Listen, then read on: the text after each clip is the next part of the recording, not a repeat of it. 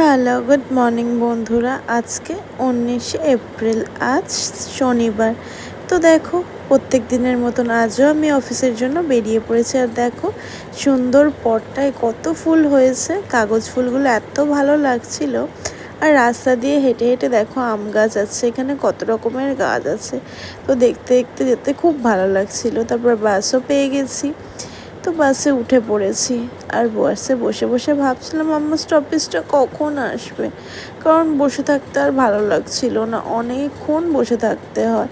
তারপর টিকিট কাকু এসেছিলো, তো টিকিটটা কেটে নিলাম, তো 15 টাকা করে নিল। তারপরে আমি সেই একই জিনিস দেখো এদিক ওইদিক বারবার তাকাচ্ছি কখন আমি বাস দিয়ে নামবো, যা গরম। তো বাস থেকে নেমেই কিনে নিয়েছিলাম মাজা আর চিজ বল, কালকের আমার ব্যাগেই ছিল, তোমরা দেখেছো। সেটা গিয়েই অফিসে বসে আগে ওটাই খেয়েছি। তারপরে একটুখানি ফটো সেশন, একটু ভিডিও করে নিচ্ছিলাম।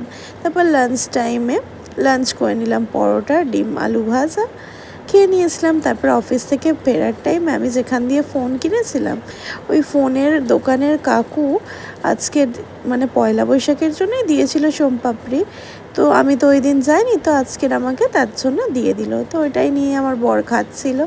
তো একটুখানি মোমোও নিয়ে এসেছিলাম। তো আজকের মতন এইটুকু, পরের ভিডিওতে আবার দেখা হবে।